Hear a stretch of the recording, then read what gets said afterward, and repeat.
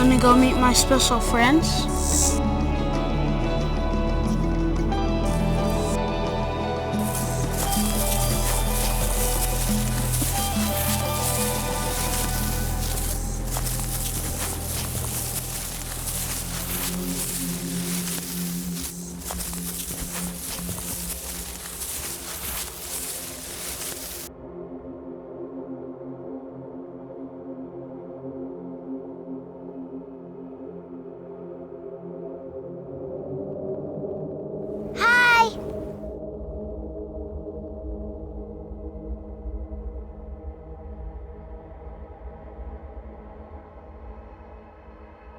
Remember, you can't tell anyone. Mom is not to tell.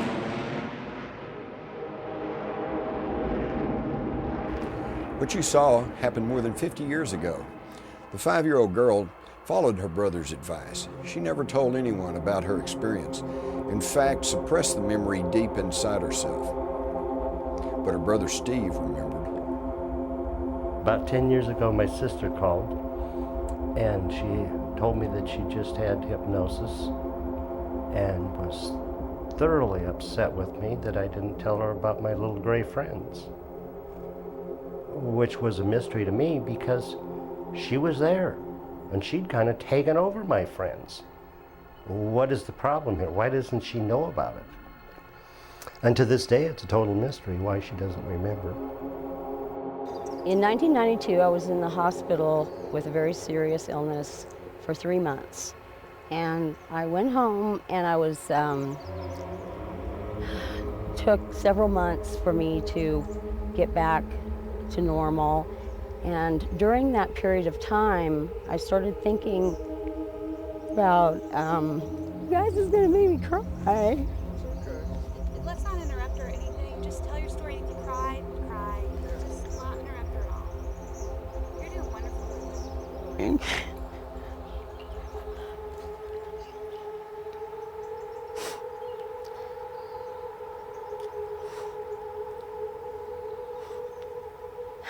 For the next year after I was recuperating from my illness, I started thinking about UFOs and not necessarily aliens, but UFOs, and I really wanted to get some information on them. I wasn't really sure why, because I'd never really been interested in them before.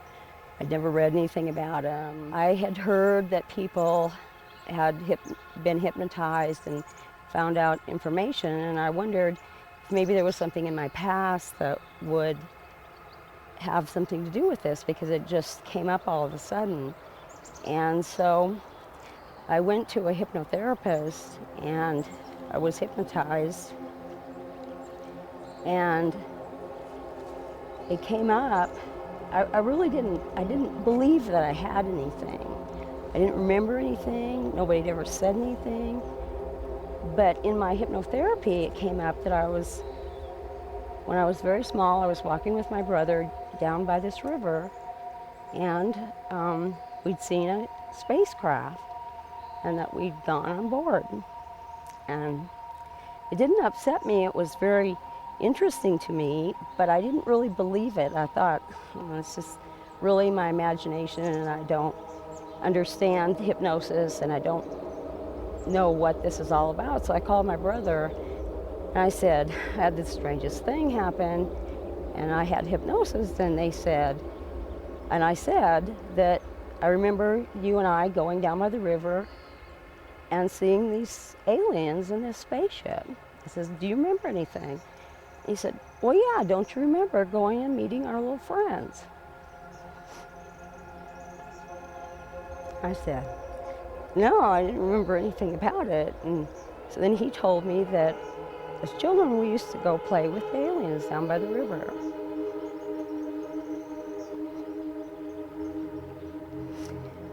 And I asked him if he knew any more, and he said no, that he didn't remember anything else, but he thought there was more, and that he knew that I went with them all the time as a child, and he didn't understand why I couldn't remember.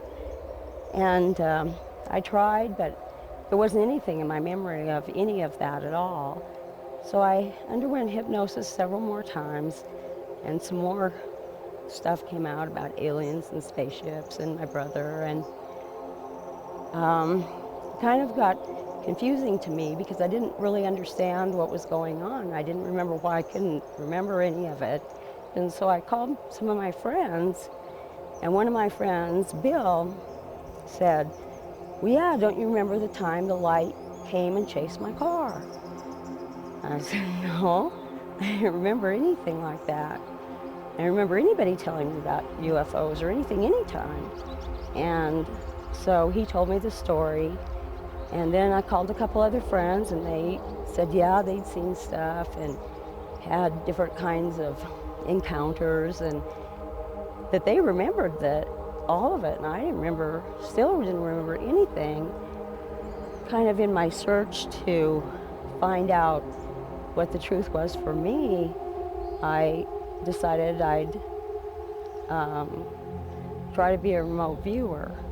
And so in 1995, I was trained as a remote viewer and worked as a remote viewer for 4 years, and was very successful. And with remote viewing, you can see UFOs and craft and ETs, and I think I felt at that time it was real, but it still wasn't real to me. And about in August, it just came back and said, like, I have to tell this story. And I called my brother and my friends and said, you know, are you guys ready to talk about the story? And they said yes, and that's where we are now. Remembering the incident, it's just like we were just sitting there talking verbally. Describe the friends. They were both the same size. They were about, oh gosh, they must have been 3.5 or 4 foot high. Both the same size. They had little bitty noses that may have protruded 1/8 of an inch, and 2 little nostril holes, and real thin lips and small mouths. And their mouths would move. Their eyes didn't move. Their eyes are totally black. And their eyes go sideways. You see all these ET pictures here and there, and the eyes go up. They slant up. These don't slant up. They go straight across, but they're almond. And they're big. In the last few months, I've kind of discovered that every time I talk about it,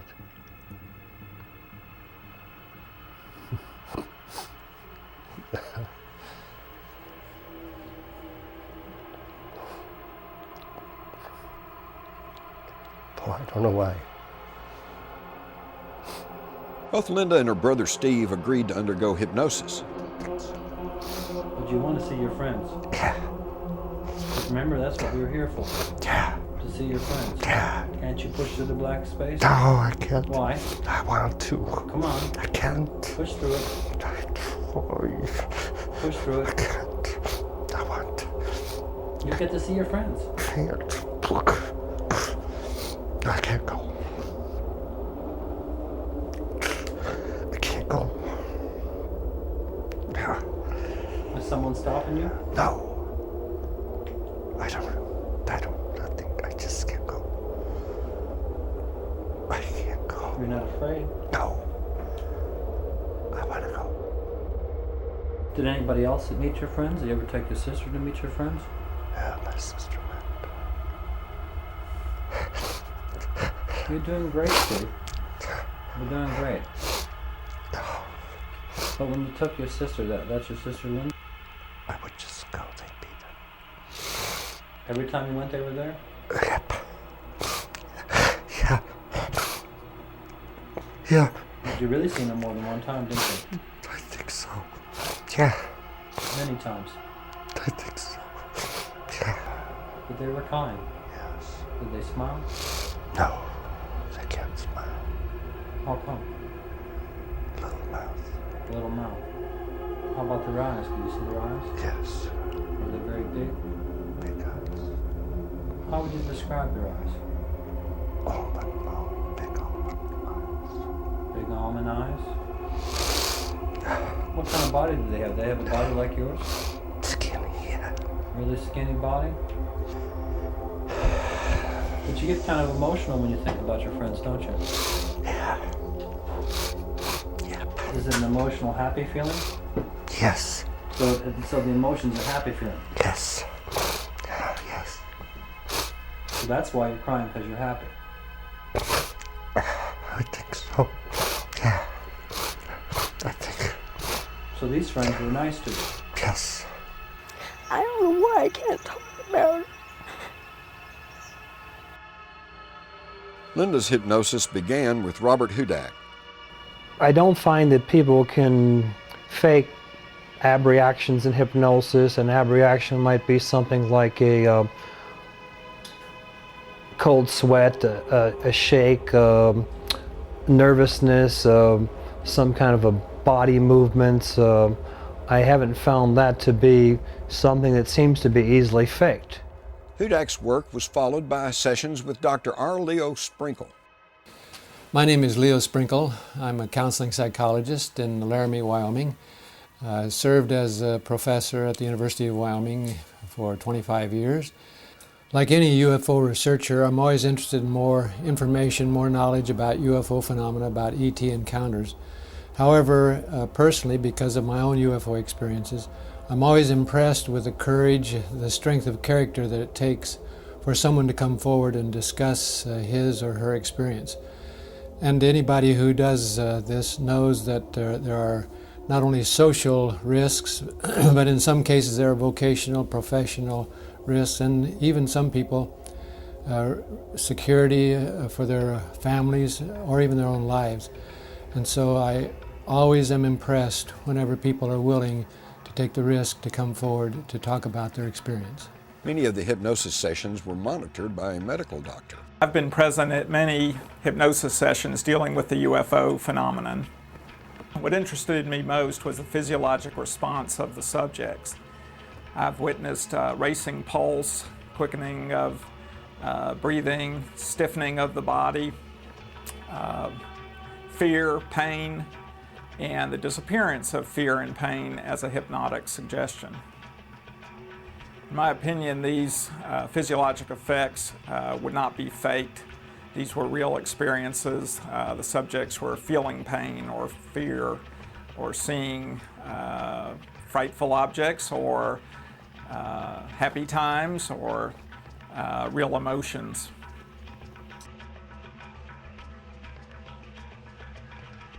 Deer Lodge, a small tight-knit community lying in this picturesque valley in Montana. Clean place, quiet place. Nice place to live. Howdy, I'm Jim Mars. I'm here to tell you one of the most fascinating stories I've encountered in my years as a journalist and author. You see, every little town has its secrets, but this town has a secret that's, well, out of this world. Let's check it out. Linda's quest led her on a journey back to her roots, back here to Deer Lodge, population 3,000, a relic of the mining boom. Most of the young folks' only concern was how to get out of here. Linda contacted old friends and high school chums and was amazed to find out that they too had had strange and unusual experiences. Intrigued, Linda began to uncover the town's incredible secret.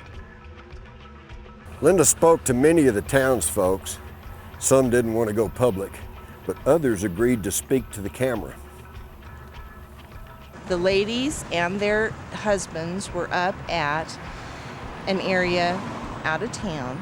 They were snowmobiling, and when they were coming back, no, they were at the campfire, I'm sorry, they were at the campfire, and all of a sudden the dogs started going crazy. They heard a sound. My name is Berta Clausen, and I live here in Deer Lodge. We were up at Oropino, snowmobiling, and Helen Schaefer was with me, and the group left us by the campfire, and it was a black night. We were standing around the campfire by ourselves, and we had our dog Andy, and the hair on Andy's back stood up. And we were in the mountains, and the men had gone snowmobiling, and we were kind of waiting around the fire, and all of a sudden we could hear this. Then we heard some noises, and they were kind of high-pitched. Beep, beep, beep, beep. Beep, beep, beep, beep. It wasn't a fast noise, it was just a slow noise. It was a high-pitched beep-beep kind of sound. We all got scared. It was a freaky noise. Something, we knew there were no power lines or anything up in that area. So we knew that it couldn't be anything like that. And the guys said up on the top of the mountain, they didn't see any tracks of any sort. Because people had been seeing UFOs around at about that time. Oh, we were ready to go home. Yeah, it was scary. And it was something that we didn't know what it was. You know, we're used to the timber and up in the mountains and that, but this was a sound that we'd never heard before. People had talked a lot about spaceships at that time, and we just imagined, well, maybe that's what it was. I'm Elaine, and I'm a friend of Buck and Helen Schaefer. Helen Schaefer is Buck's spouse. Buck is deceased, but he did tell me about an encounter that he had.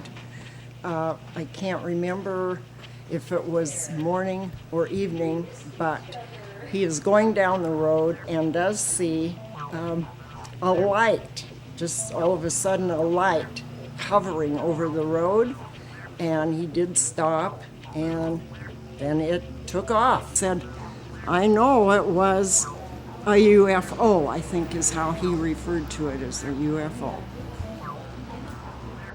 I'd go up in one if I had a chance. This leads to an area known as Redgate. It used to be the favorite teen parking spot, you know what I mean. They call it Redgate because at the entrance was an old wooden gate, very much like this one, painted red. This was the hub of all the strange activity.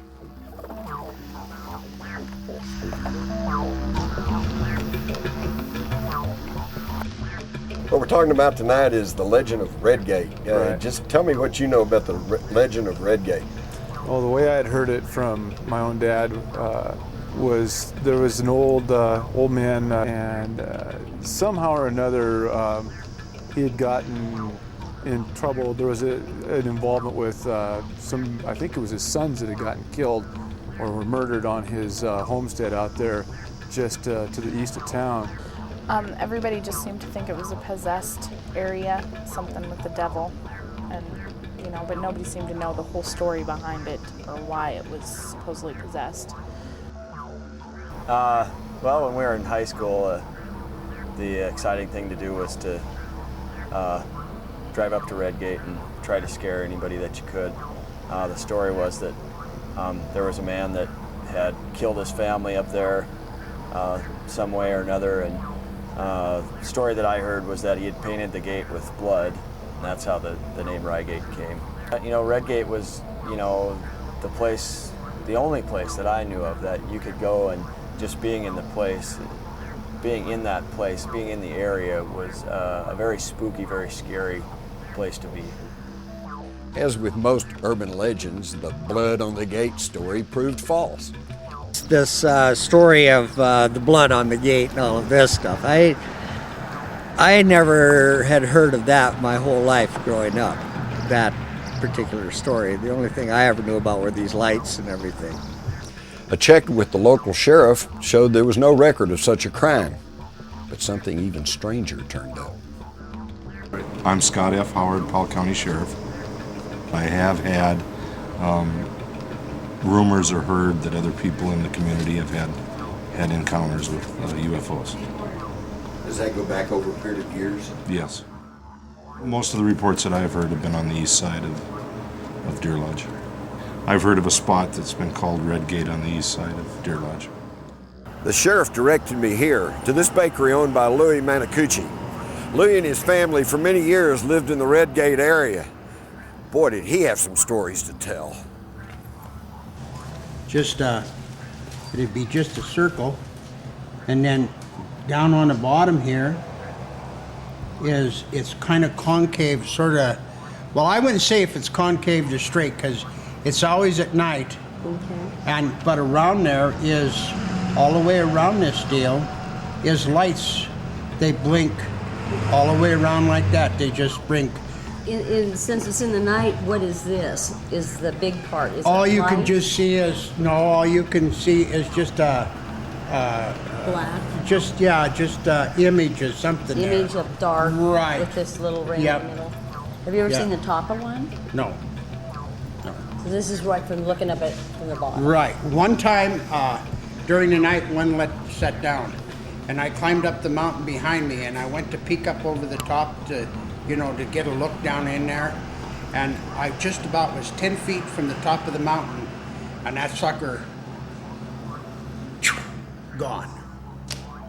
So either they had like sensors, or it could be us. It could be the United States. It could, you know what I mean? That's what I kind of figured that.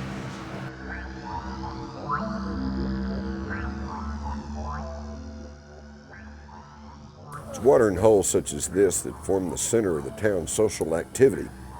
As the night grows longer, so do the stories.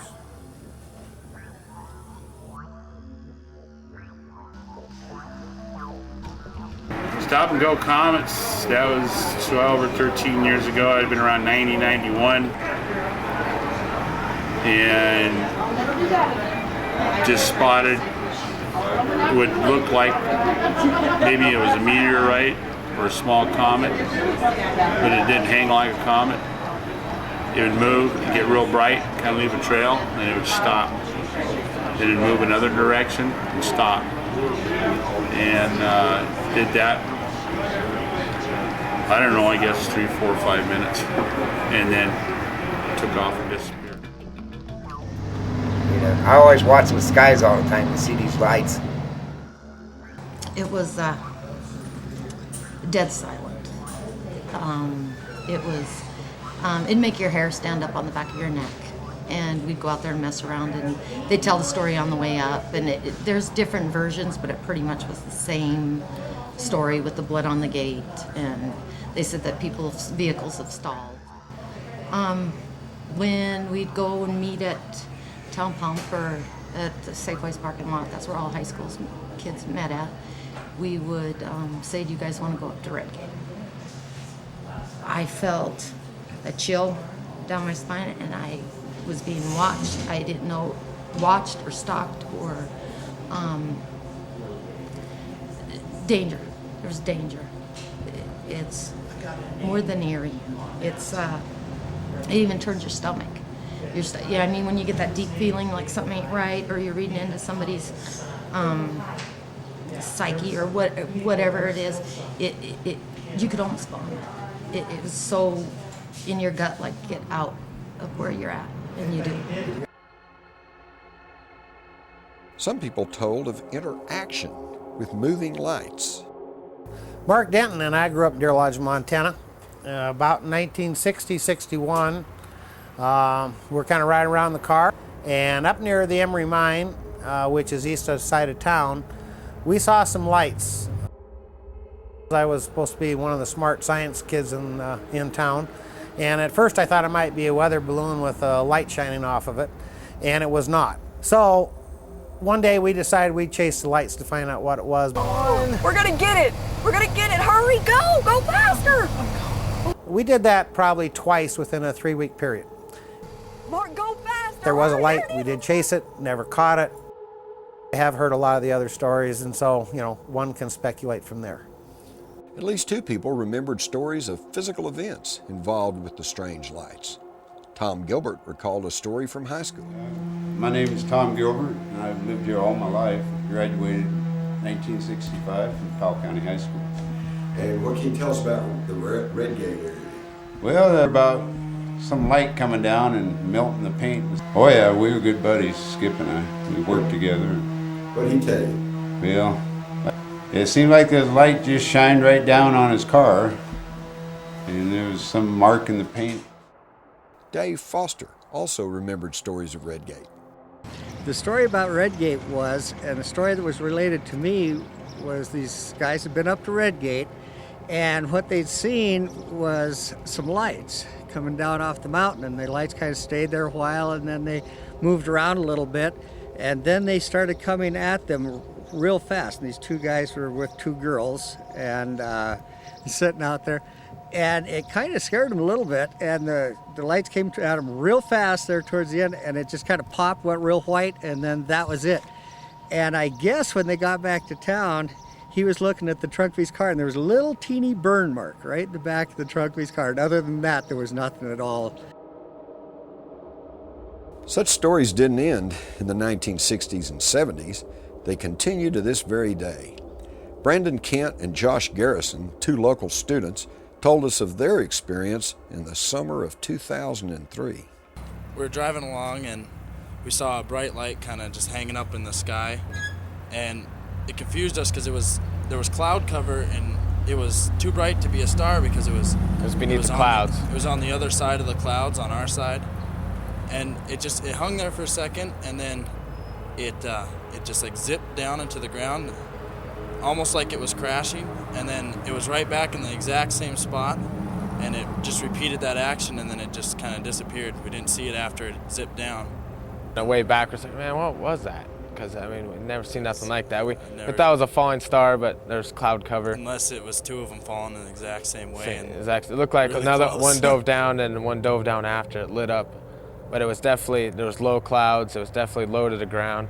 And it shot down, and I'm up in that area a lot hunting, and never seen nothing like that. And it wasn't a plane. I mean, I'm flying planes a lot. It wasn't a plane. My dad's a pilot. I know what they look like going down, and it was extremely fast. Solid, really bright light. We've heard of some urban legends of the Redgate up above there, but it's more. It was in that Redgate area. Almost farther up the road. We kind of call it on the left-hand side of the road. The east side of town, up in the mountains. Up by the Orfino campground. Up towards Orfino. It was right. It was right on the front side of Orfino, in front of this mountain. I've never seen nothing. That was the first time I'd ever seen something like that, like something that you couldn't just shake off. You know, that was a satellite, that was a star. Yeah, I've seen some stuff in the sky, but nothing like that. Nothing beneath the clouds and as bright and repeating itself that fast, dropping down within that mountain.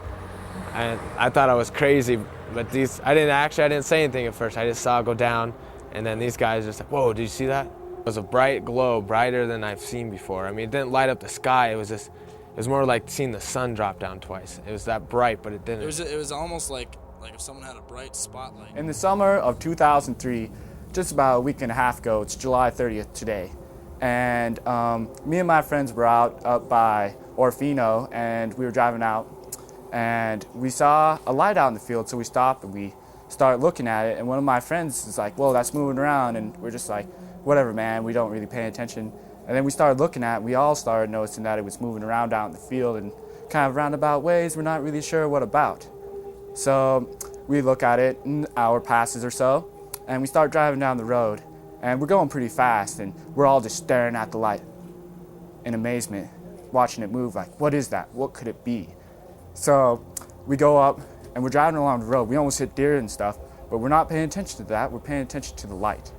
And we pass it, and we come back, and we park, and we're pretty close, probably about, I don't know, I say it was pretty close, but my friends say it was about a mile away, but I think it was closer than that. And the light was about this big from where we could see it. And it looked like it was going around on a rotating disc almost. There's 3 of them. Hoping to gather more information, Linda turned to a once-secret U.S. Army intelligence gathering process. It's called remote viewing. My name is Lynn Buchanan. I'm from Alamogordo, New Mexico. I was one of the government's controlled remote viewers for 8.5 years. And for the last 7.5 years of my time in service, I was the trainer of the unit. Most people think that controlled remote viewing is the equivalent of being psychic. Actually, it's not. What the government wanted was a method that could be taught to the dumbest grunt soldier and have him tell his commander what was over the hill and where to point the guns. And so they started off with those people who had natural psychic ability. However, in the end, I know our last viewer had just been picked at random out of the military's personnel computer. A lot of people look on the internet for remote viewing, and what they find is pure psychic stuff. Controlled remote viewing was the scientific process that was developed in the laboratory and used by the government and the military.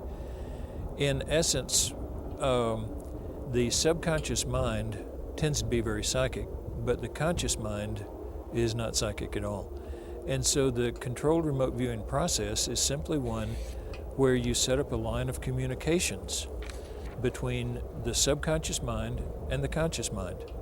That way you can have a line of communications where you can ask the subconscious specific questions and you can get back specific answers from the subconscious mind.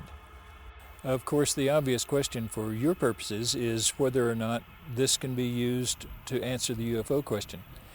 The answer is yes. We answer questions. If you have a question about some UFO event or some UFO landing site or some abduction, we can find out whether or not the memory of that was false memory or whether it was an actual event, and that has happened.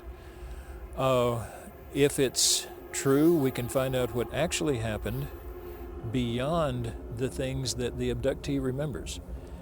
If it's a false memory, we can find out what happened to cause that false memory. And so therefore, this is actually a tool for finding information, but you've got to remember that we go by the database.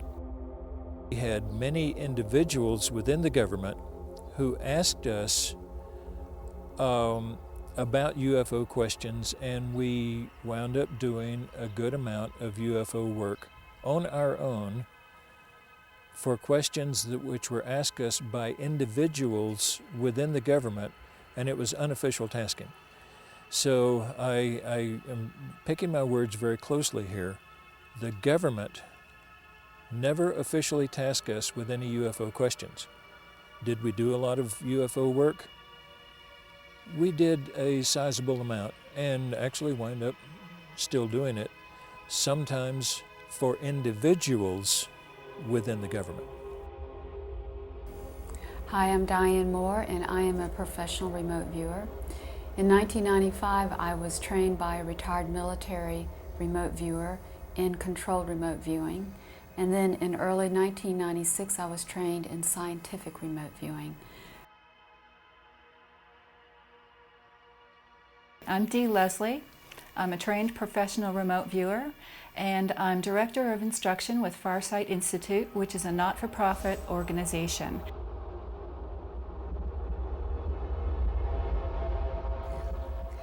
A double-blind remote viewing session is a session wherein the viewer not only has no clue what the target is, but the person who is monitoring them has no idea what the target is either.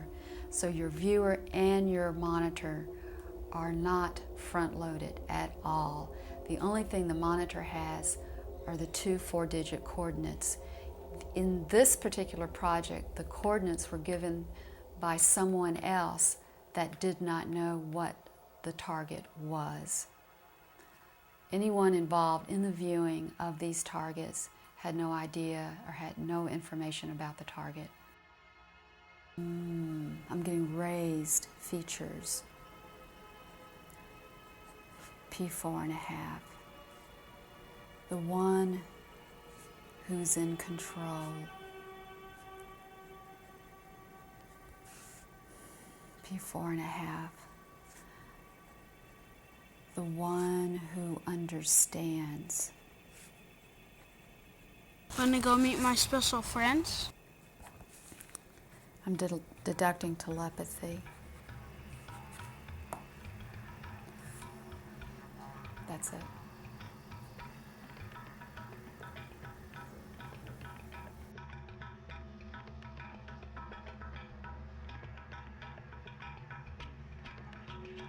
I look at this as an encounter between children and an ET. There was not any fear. It was a casual encounter. These subjects are gray, rubbery texture to skin with large, heavy head.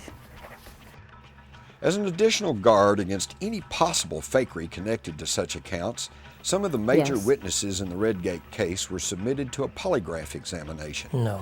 The lie detector showed no evidence of deception by anyone. No. Bill Kelly, a classmate of Leonard Cronquist, told of an experience he had as a young teenager driving late at night with two friends along this very road. We were leaving Deer Lodge after a dance and coming home down the back road, and we went around the corner heading down the back road, and a bright light appeared in the back in the rear view mirror. It got very bright very fast, and that's kind of where it all And this was started. in 1962? 62, summer of. And you were with your... I was with my brother Jack and a friend Kenny. And immediately they looked in the back, and it was coming at such a high rate of speed, and we couldn't explain what was going on.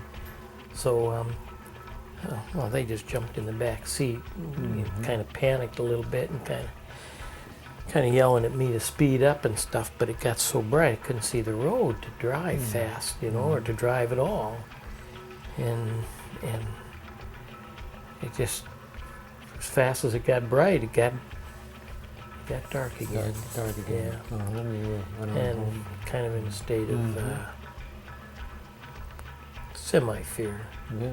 Yeah, my name's Ron Kelly, and many years ago when we were growing up, my brothers Bill and Jack, I can remember them very specifically, telling me about, being out at night and being out, on the county road and the lights coming, behind them. And yeah, I know Billy Kelly well. Did you? There was him and a couple other guys, and there was a light following their car. To let yourself go back to the experience, driving along. The light is so bright and you're not sure what it is. But let everything slow down in your perception. Your mind is able to be aware of what the body is experiencing. What does the body experience? Like the light. They're in the back seat. Every time?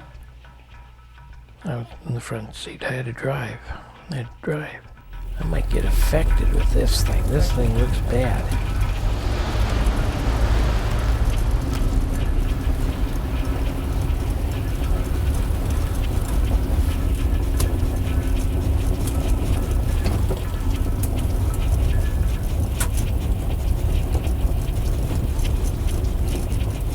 There's somebody following us? Who the hell would be out here this time of night? I don't know, but they're coming up fast. And that thing's really moving. We gotta go, Bill. We gotta go. Speed up, Bill. Speed up. I can't. I gotta keep her on the road. Oh, man. I don't like this. Oh. Damn, that thing's bright! What the hell is that thing? Go faster, I Bill. can't! I can't! Bill, you gotta go! I gotta keep her on the road! Oh, shit. You gotta go! The hell is it? The hell? What is that thing? Bill! Don't stop, Bill! Don't stop! Don't look at it! Don't stop, Bill! Don't stop! Yeah, we gotta get home. I'm not afraid. I wasn't scared. I wasn't scared. I'm not afraid. Man, look at the size of that thing. This is unbelievable. This isn't good. This isn't good.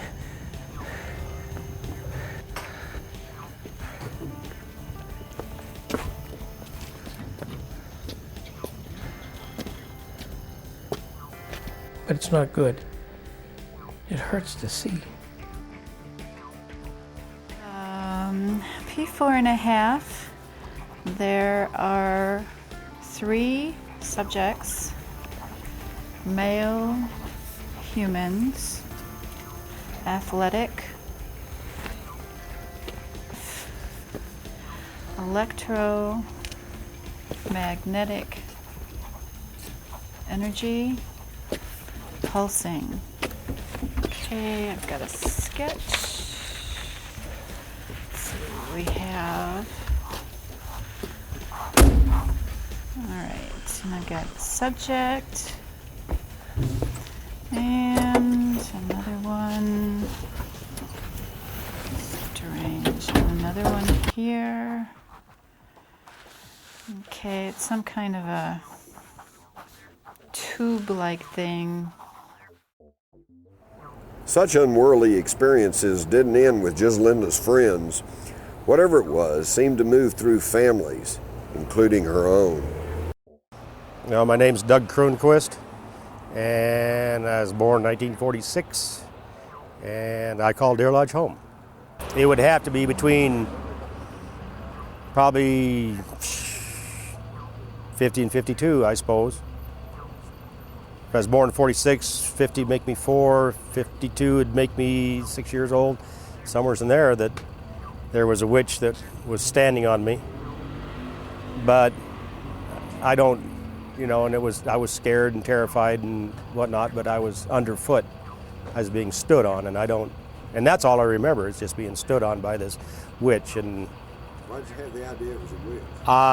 Probably had no idea what else to call it. I mean, in Montana, 1950, we didn't really even have Buck Rogers.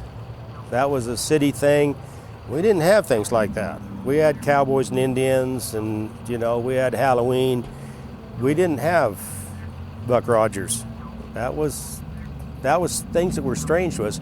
I remember asking my brother several times, and to the point where he was mad at me, Steve, what's a skyscraper? My wife and I went to Area 51. It was in August of 1994. That night, it was just starting to get dark, and it was an extremely loud, not loud, but bright flash off to our right, which would be over towards the Rachel direction, over that way, which I would say right now would be north. I'm not sure as to my compass points, but off to our right, north, just a huge bright flash, but no sound. And later in the evening, we'd seen lights just zipping across the sky or whatever. During a visit back to Montana some years ago, Linda's own son had an unusual daytime experience. Back in the early 80s, I was 12 or 13 years old, and I accompanied my mother to Deer Lodge, Montana for a class reunion. My sister and I both went with her. During this time, we were out playing volleyball.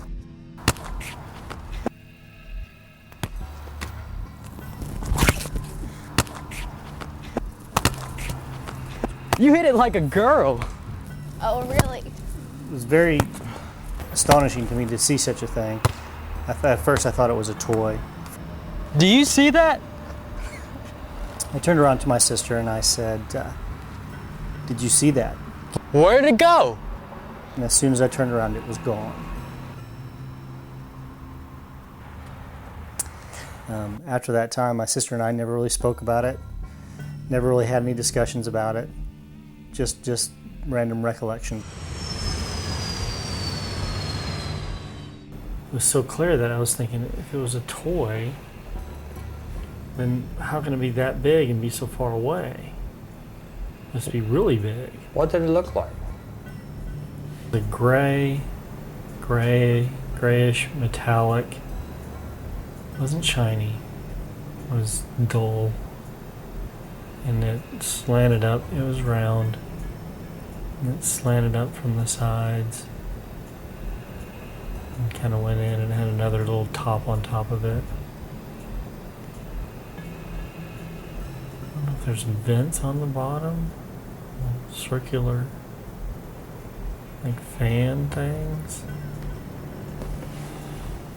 And I turned them back to her and I said, I think we just saw a UFO. That was really weird. She's like, yeah, that's cool. P4.5. There seems to be a male and female subjects. They're human.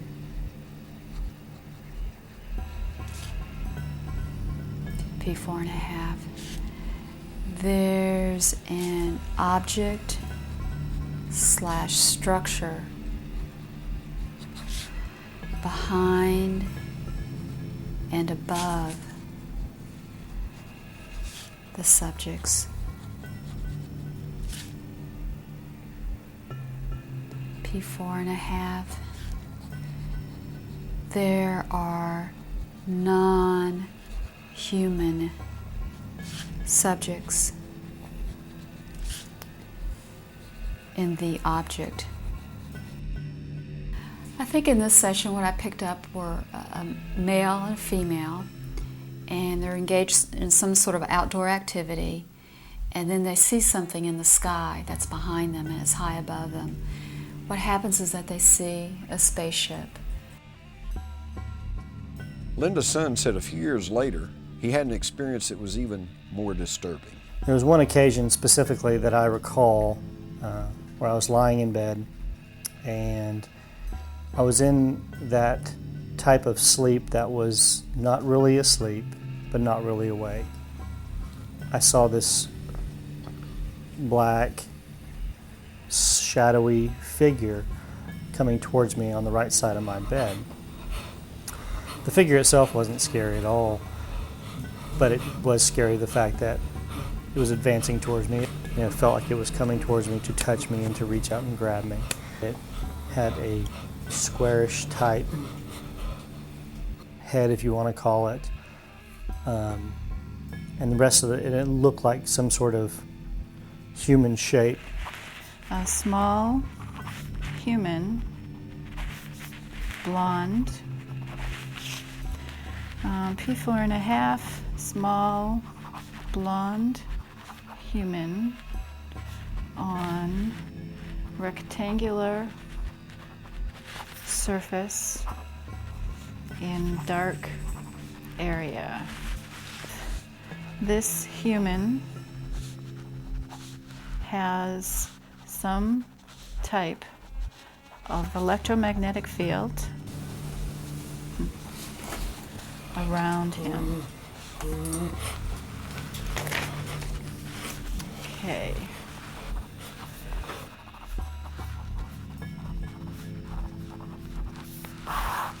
Okay, this seems to be an event that's repeated. P4.5. This nocturnal event is one that repeats. Okay, other beings, curious, off-world, intelligent,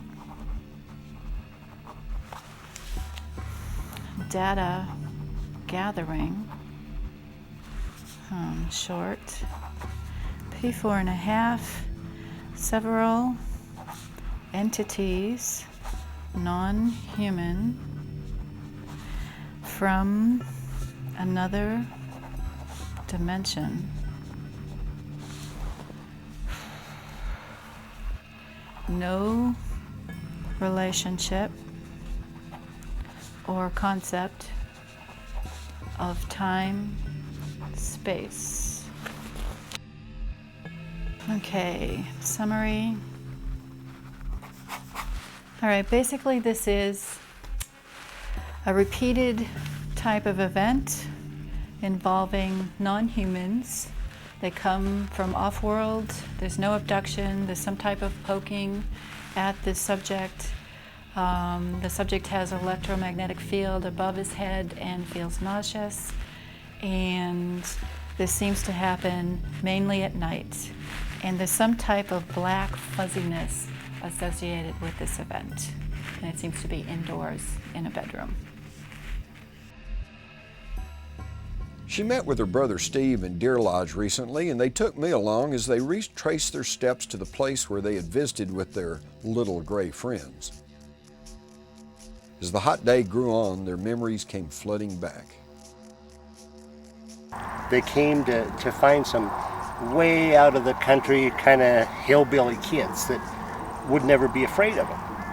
And they're just light gray little guys and just standing there, and we're standing right here looking at them, and we're talking. And they're looking at the river, and I see them all the time. Were you using your mouth, talking to them with your mouth? Oh, sure. Oh, gosh, yes. Were they talking to you with their mouths? Oh, gosh, no. No, they weren't. No, they'd move their mouth a little bit, but they didn't use their mouth. No. They'd move it a little. Were you getting words or pictures? Words. Nope, no pictures. Words. And she'd just chatter and chatter. If I remember right, she's standing on this side, just chip, chip, chip to my friends. You know. The strange events surrounding Redgate continued right on through Linda Kronquist's immediate family and into her extended family. I'm here today with her cousin, Stephanie Tush.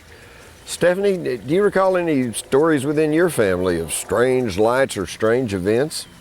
My aunt and uncle were living up in the mountains, and she got up late one night to get a glass of water, and she looked outside and saw this bright light.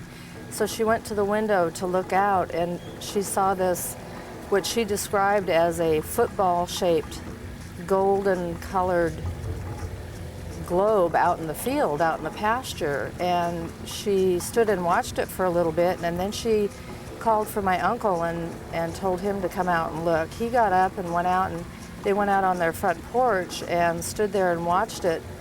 And it stayed, and then all of a sudden it took off into the air and hovered for a few minutes and then was just gone.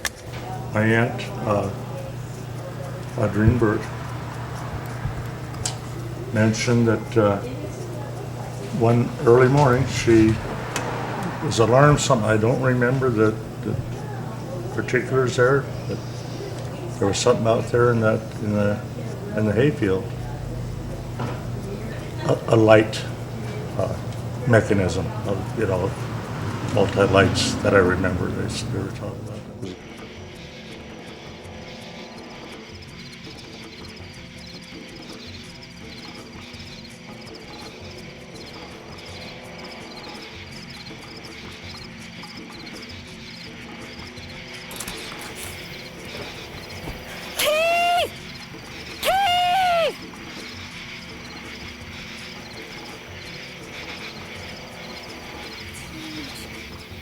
Covers the whole pasture.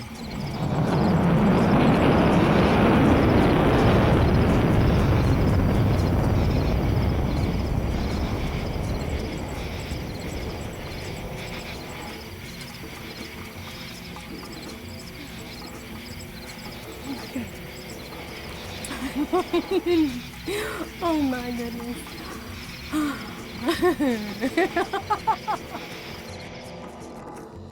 My aunt nor my uncle were the type just to say these things, and to me, I was convinced. She said she saw it, and she saw it. Couple outside, standing, wondering, questioning. Okay, what I seem to have here is a couple standing outside. They're kind of looking around and saying, "What's that? Do you see that? What is it?" Let me just draw what I'm seeing here. Okay, I have some sort of oval object. It's got a line and a bunch of little squares around the outside of it, and some of them are dark. Okay, and this is over an open outside area. Seems dark or hard to see.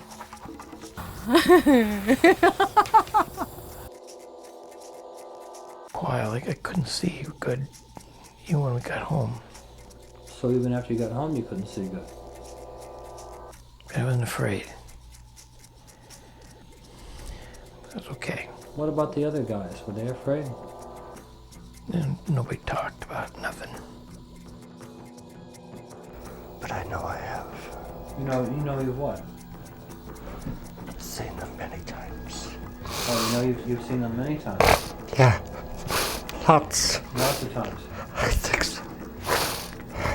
And you miss them? Yeah.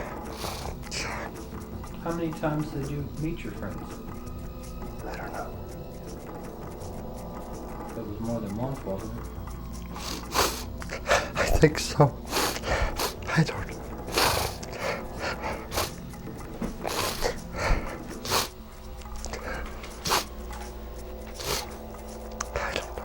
But they were always nice to you? Yes. They were never mean to you? No. They never hurt you? No. So they were kind to you? Yes. Did they ever take you anywhere? I don't know. Well, I have some special glasses here. I have some special glasses that you can see through gray. Would you like me to put those on you? Yeah. Let's put the glasses on you. Let's see if that can help you. Let's see if that can help you see through the gray. It turned black. Yeah. Won't you? Yes. Would you like to talk to them again? Yes.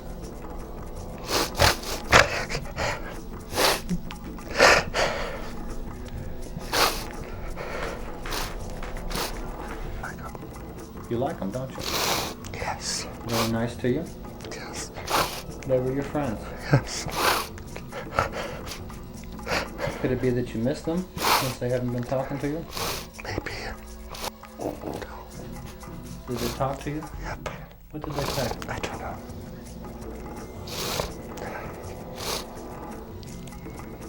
But they were always friendly? Yeah. Were they just as friendly to your sister? Yes. So she liked them too? Yes. How did you communicate with them? Telepathy. Telepathy? Yep. So they'd think about something and you could feel it inside your mind? Like that? No, I heard it. I could hear it. So you could hear it? Yeah. And what makes you cry? I don't know. Did they ever tell you not to tell anybody about them? When I took my sister, then we were there just a very short time, and she started talking and talking and talking and monopolized the whole conversation. And it was almost like she'd known them a long time also, except she hadn't. That was her very first time. I don't remember any other time meeting them, but about 3 weeks after that, my sister came up and said, "Oh, by the way, I've been seeing your friends." I said, "What? You went without me?" And I was just thoroughly disgusted that she would actually take over my friends and go see them by herself. And I just assumed that maybe it was that day or the day before, but now it had been more than one time, and she just had no need to tell me. "Oh, by the way, Steve, I saw your friends again." Act like Alan's here and you're trying to tell him about it. I know you talked to him about it. You talked to me about it. Just tell us about it. You I can't. It's just when I get to that part, I just can't talk about it.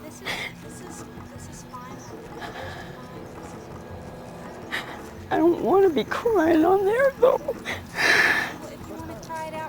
I can't. What they were there for was up in that basin where they would land a lot of times up in there.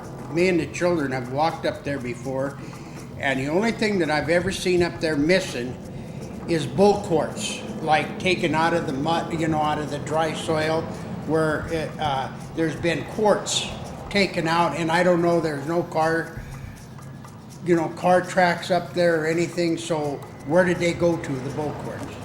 Are you talking about quartz? Quartz, bull quartz. Crystal quartz. Yeah, a rock, yeah, and it's got like the red veins in it, you know, kind of reddish, they call it rose quartz. We always called it bull quartz because it's laying in an area where there's no other rocks. Just it's like a big sand basin with the rocks in it. Can you drive into that area? Yes, you could. Dr. Garrels built a house in that basin now, and he works at the hospital in Anaconda. Now, you said that they landed in there all the time. They did there for like about 3 years. You want to tell them about that? Yeah, they were coming and going in and out of there for these crafts. They changed models. The first ones that came were red, blue, yellow. Red, blue, yellow. Red, blue, yellow, all the way around.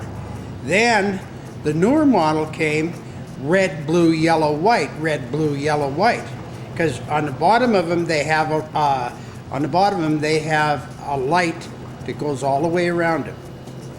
The size of them you can't believe. They're, you know, you think of a UFO being small, but they're quite large. Like, I would say at least 75 yards across, at least. Bigger than a house.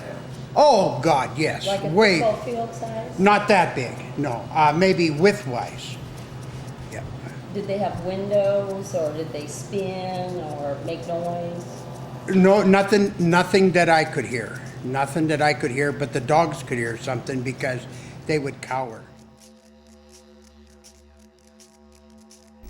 Well, my name's Richard Slater, and I live in Missoula, Montana. I grew up in the Deer Lodge Valley. An incident happened to me in 1962 that I do remember was unlike this. A friend and I double dated, and we were at a place called Quake Lake, which was a result of an earthquake. And all of a sudden the radio went off, the music went off.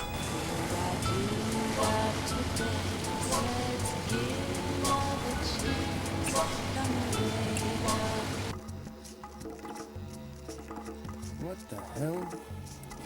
Who cares?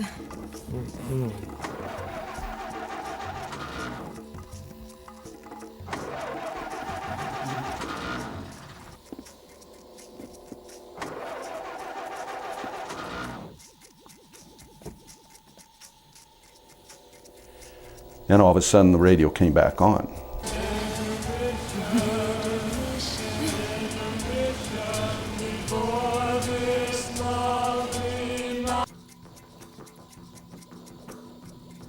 As soon as the radio went off, the thing that I remember most about it was, that made it unique to me, was the stillness, vacuum of noise, if you will, that was around us.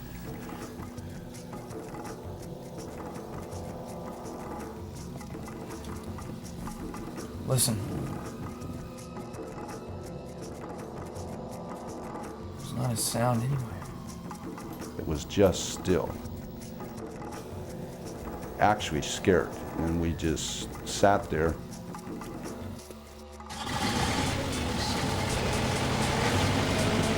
I want to go home. Me too.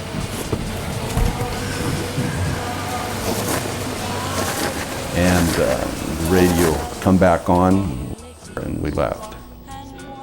Sort out, not only in terms of the questions, but the possible answers For example, many people wonder about implants, the so-called medical examinations that occur on board. Many people report not only encountering various ETs, but also feeling that they are themselves on the table for examination. One amazing story told by a man with Deer Lodge connections involved an eerie neon-like grid that appeared in his bedroom late one night.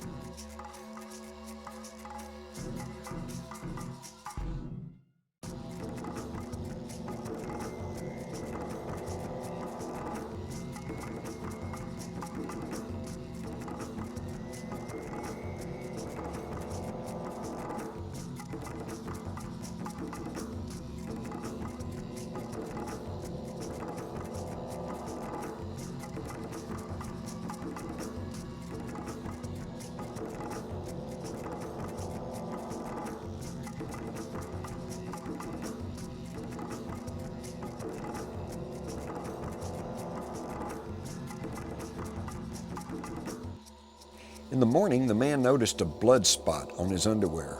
A medical doctor stated it came from a small, needle-sized puncture wound in his scrotum.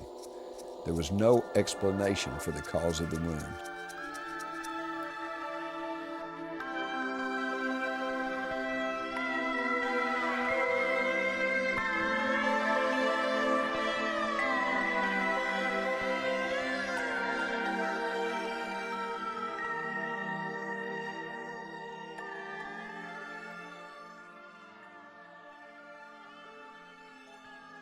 Linda's adventures into the unknown apparently did not end with a visit to her brother's little gray friends.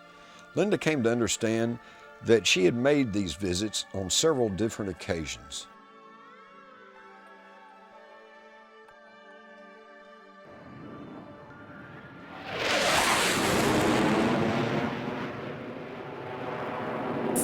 I can't move. You're not my friend. They approached me with some very unusual instruments that probed my eyes, my nose, my mouth, and my ears. They didn't hurt me, but it scared me just because of the instruments. Please stop it. Don't poke me. As I was laying on the table, being probed by these instruments, this other entity appeared. She was different than the others and appeared to me to be a female, and she also appeared to be somewhat superior in authority to the others. I like you. You're different. You're a lady, aren't you? You're a lady grasshopper. I can hear you. But you're not talking.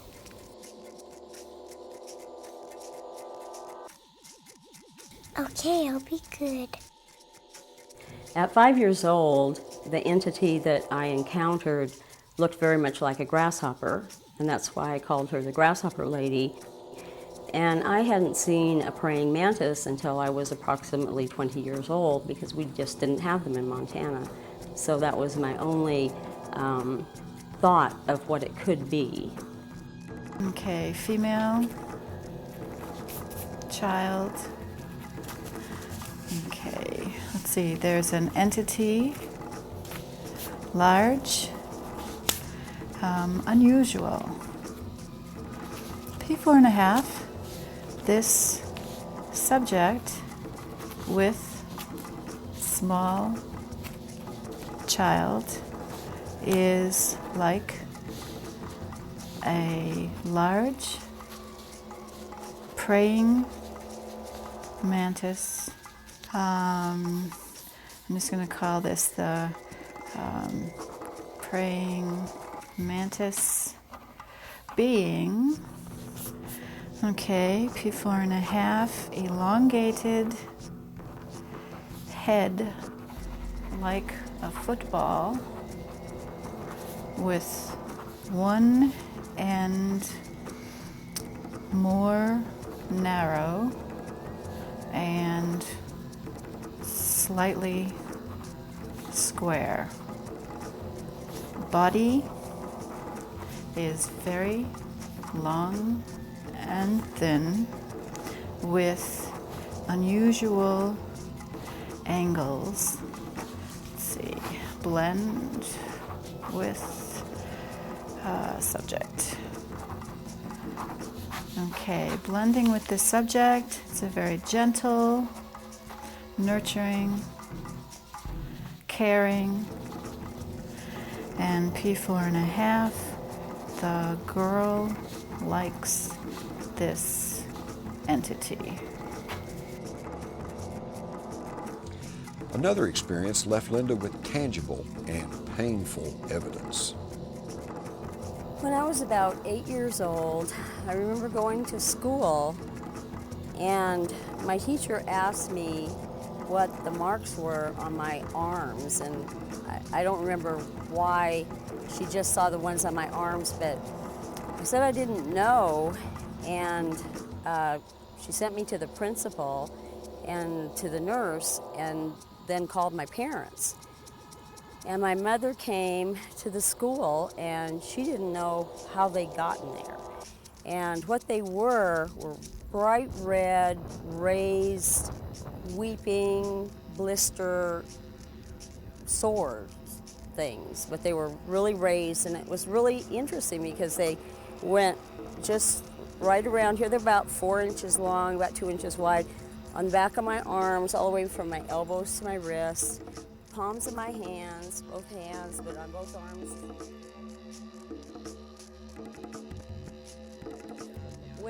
When these sores appeared, they were extremely painful at the beginning.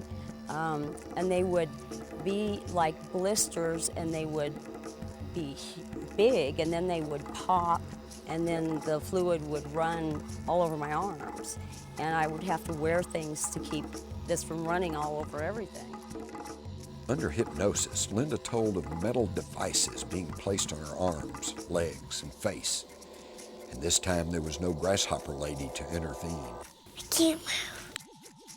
What are you doing?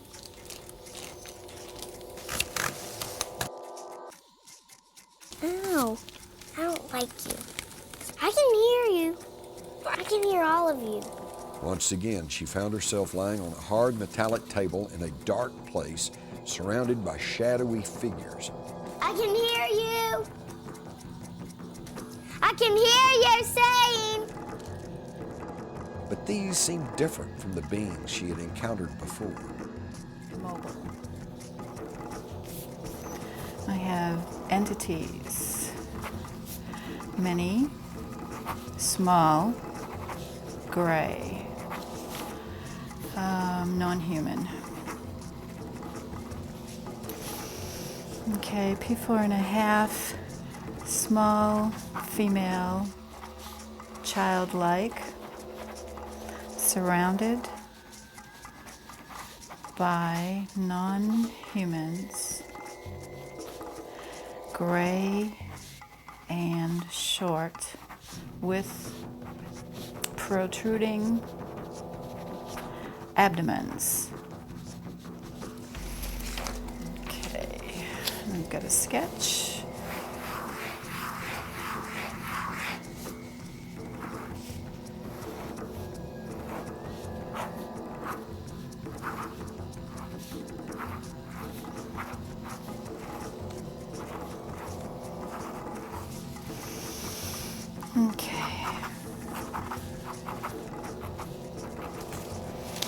Okay, face hot, arms burning, weird. P4.5, face and arms feel burned, like exposure to radiation or extreme sun. Very fast burn. The experience left her with long-lasting and painful sores on her young body. I think what's interesting about all of these sessions, one thing that has come through for me in all of the sessions is it's the air, the climate. It's just very charged. It's electrified. It's like it's palpable. You can feel the air around you. And doing a session where you pick up something that's glassy, that has depth to it, it just makes me think of a portal. We may be in an area where it's a portal to another interdimensional space. Behind these hay bales is the town of Deer Lodge. Along this ridge right here is the area known as Redgate. Up here on the mountainside, the bare spot that looks like an upside down flying bird, that's where the snowmobilers were, okay? And other instances occurred right over in here. The point is, it all happened right here.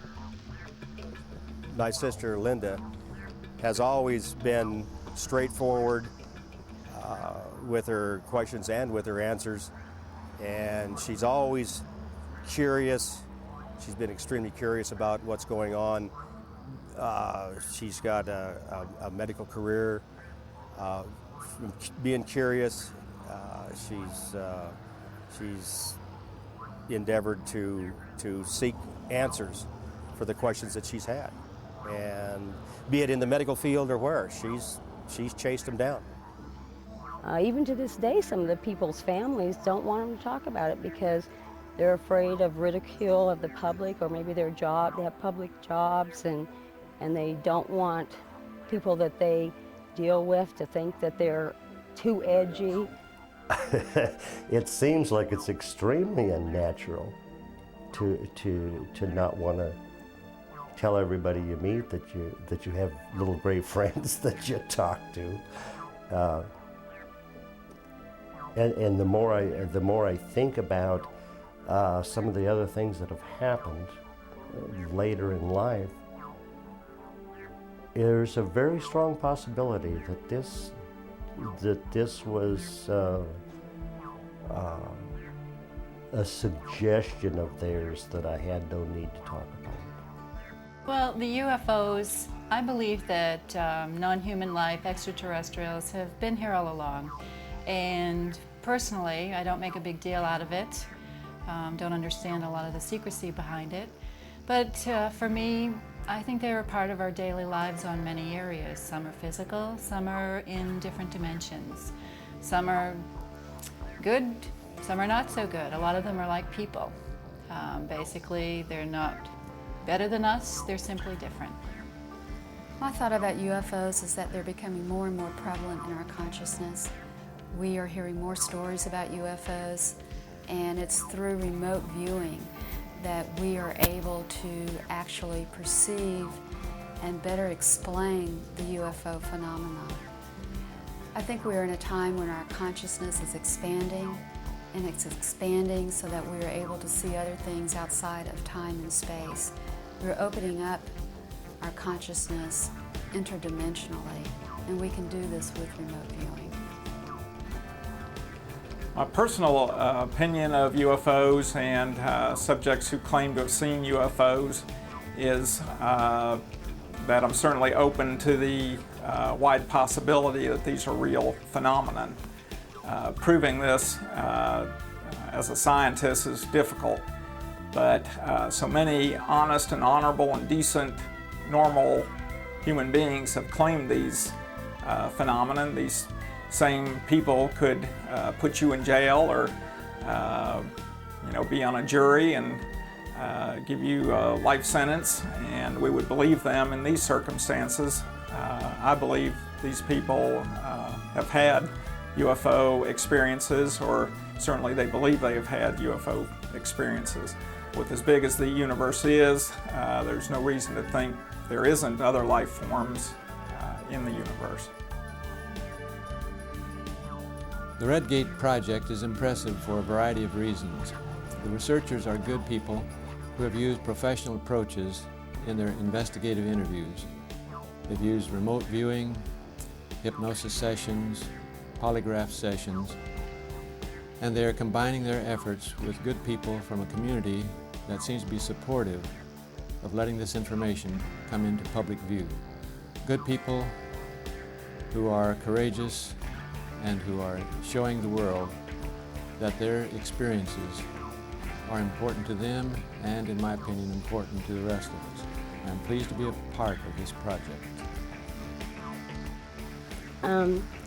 I think the message is to not continue to search in our past, but to grow and get beyond what's happened, and to understand that it's just a part of our life and that we just need to learn from it and move on and explore what's ahead. After all her searching, Linda Kronquist finally accepted the reality of her experiences and has been reconciled with her childhood memories. So there you have it. The secret of Redgate is that so many people in one small American community now know that there is so much more to the universe than what we see and experience in our everyday lives.